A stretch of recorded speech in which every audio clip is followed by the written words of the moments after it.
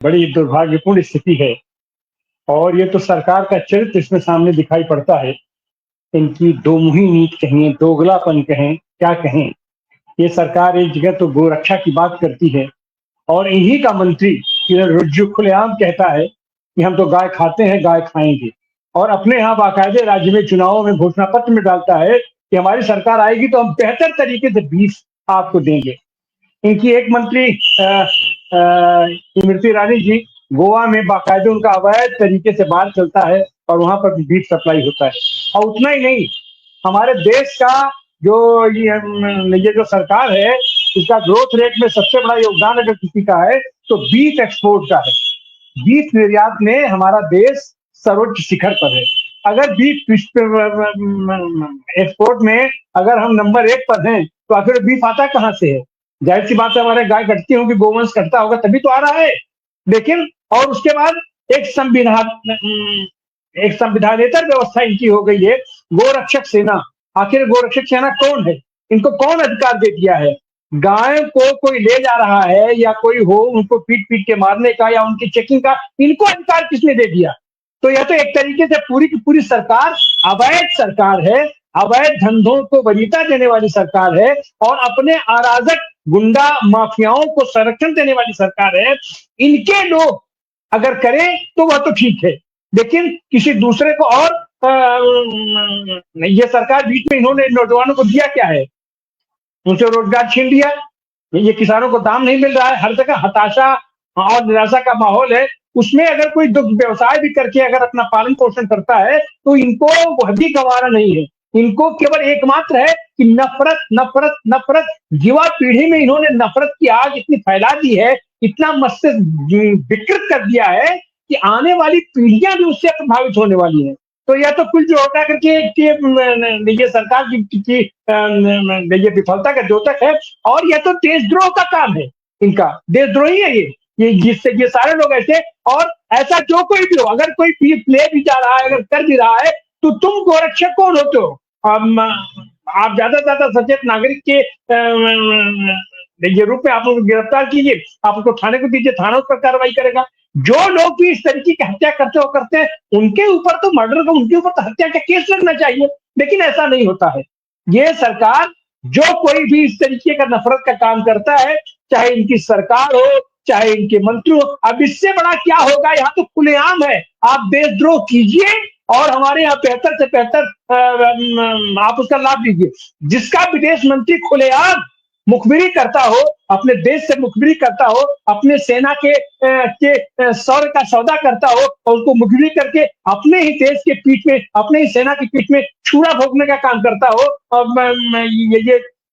ये चाहे हमारा गृह मंत्री हो और चाहे अपना प्रधानमंत्री हो, तो क्या कहा जाए ऐसे देश को? यह तो शर्म की बात है भारत के ये देशवासियों का कि हर जगह अपमानित करवा रहे हैं। तो अपने देश में अपमानित करवा रहे हैं, विदेश में अपमानित करवा रहे हैं, ये वैश्विक मंच पर अपमानित करवा रहे हैं, और अब तो देश में तो एक तो चीज है, ये इनकी सरकार, जहां कहीं भी इनकी सरकार है, वो सारी सरकारों को नैतिक रूप से या संवैधानिक रूप से, वैधानिक रूप से ये सरकार सत्ता में रहने का हक हो चुके हैं। लेकिन क्या कहा जाए, अब ऐसे सरकार चल रही है, ऐसी स्थिति चल रही है, अब उसमें तो जनता को ही खड़ा होना पड़ेगा। लेकिन जनता कब खड़ा हो, कैसे खड़ा हो, इन्होंने इतना विकृत कर दिया है, पूरा माहौल इतना विषाक्त कर दिया है कि आने वाली पीढ़ियां भी इसको साफ करने में उनको बहुत उसको परिश्रम करना पड़ेगा, समय अपना लगाना पड़ेगा। और इन्हीं की स्थिति यह है कि आज की तारीख में इनका ये जो नफरत का बाजार कि उसके चलते देश को इन्होंने इतना कमजोर कर दिया है कि आज हम वैश्विक मंच पर भी हम एक फोटो खिंचाने के लिए हम तरस जा रहे हैं। निमंत्रण आमंत्रण पत्र के लिए वो न्योता लेने के लिए हमारे जो विदेश मंत्री और हमारा जो पूरी सरकार लग जाती है। अपने एक कारपोरेट को बचाने के लिए हम पूरे देश की अस्मिता हम रख दे रहे हैं, ये दाव पर लग दे रहे हैं। तो यह बहुत ही बुरी स्थिति है और इसमें इस तरीके की ये जो लॉन्चिंग होती है, इनको शायद ये लगता है कि इसके माध्यम से हम एक बहुसंख्यक समाज को, बहुसंख्यक समुदाय को हम प्रभावित कर लेंगे।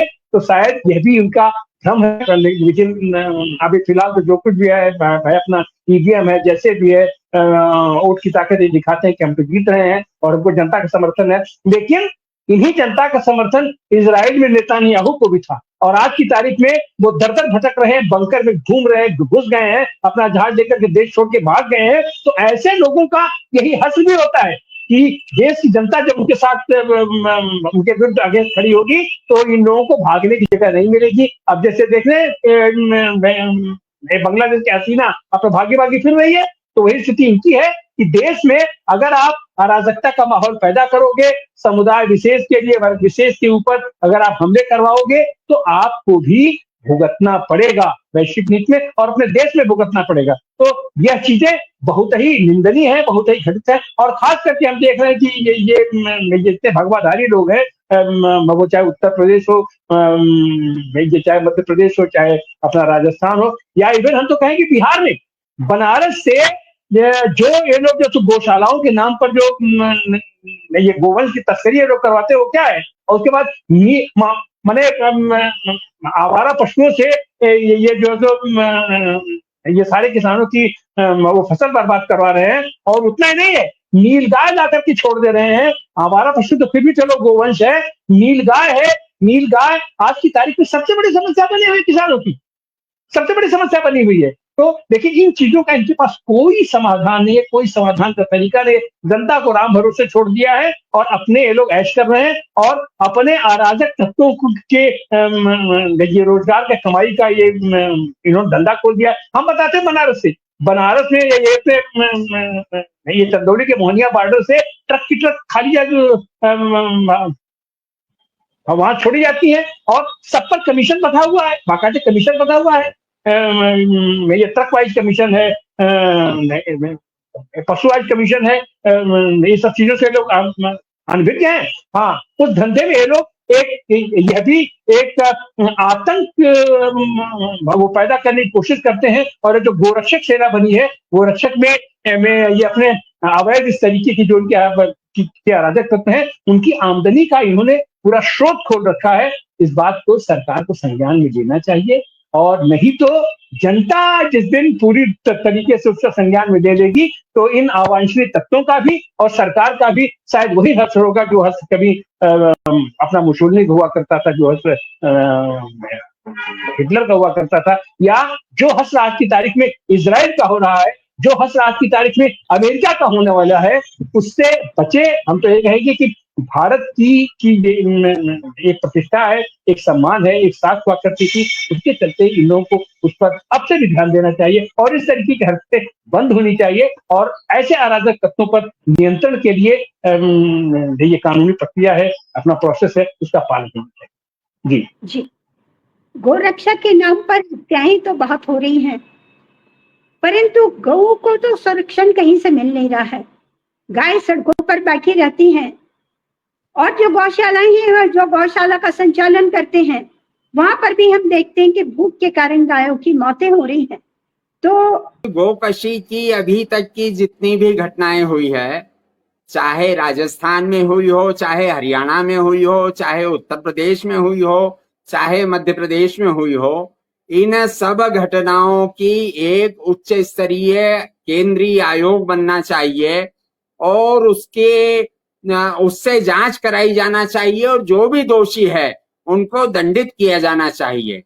अदालत ने भी सरकार की कार्रवाई पर सवालिया निशान लगाया है, इसलिए इस सरकार पर से कम अल्पसंख्यक वर्ग का विश्वास तो उठ गया है, और उस विश्वास को कायम रखना इसलिए जरूरी है, वह निष्पक्ष जांच से ही हो सकता है, क्योंकि तमाम जो लोग पूर्व में हुई है घटनाएं, चाहे राजस्थान की हुई हो, उत्तर प्रदेश की हुई हो, सारे मतलब परिवहन करने वाले दूध व्यवसायियों के जो परिवहन कर रहे थे, उनको मार डाला गया। चाहे पहलू खान हो, चाहे अभी सांची रायसेन के बीच में आज की घटना हो, चाहे नीमच में हुई घटना हो, चाहे मथुरा की हुई हो घटना हो, चाहे सोनीपत की हरियाणा की घटना हो, इन तमाम घटनाओं में आरोपियों को सजा नहीं हुई है। उल्टे जिस तरह से मैंने पहलू खान का बताया, अभी चंद्राकर जी बता रहे थे कि उन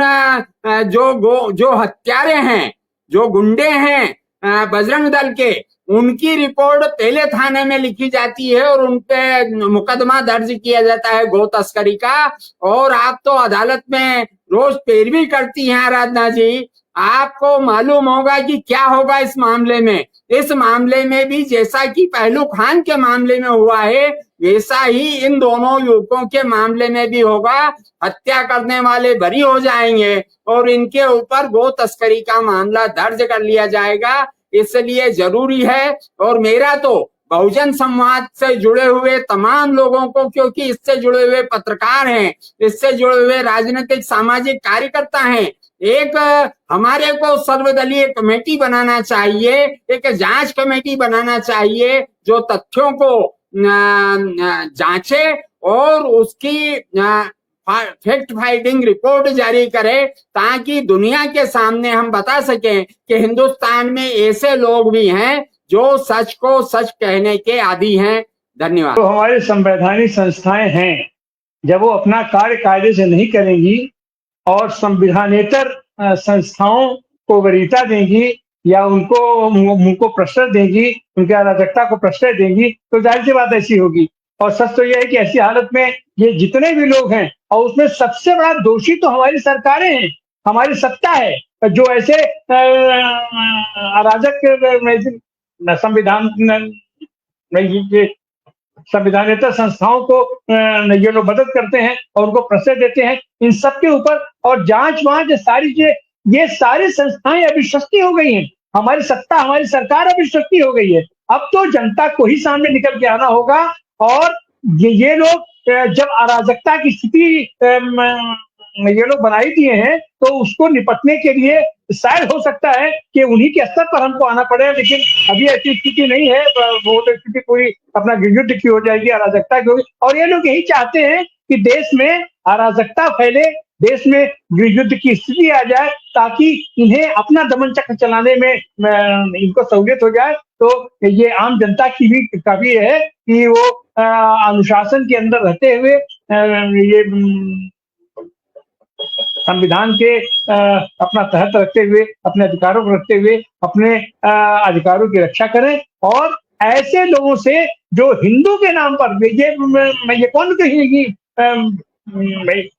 ये कैसे हिंदू संगठन हो गए, ये हिंदुओं के ठेकेदार हो जाते हैं ऐसी संस्थाओं को। लेकिन जाहिर सी बात है, जो उनको सत्ता का संरक्षण है, तो फिर सारी प्रशासनिक संस्थाएं सब इनके पीछे खड़ी हो जाती हैं।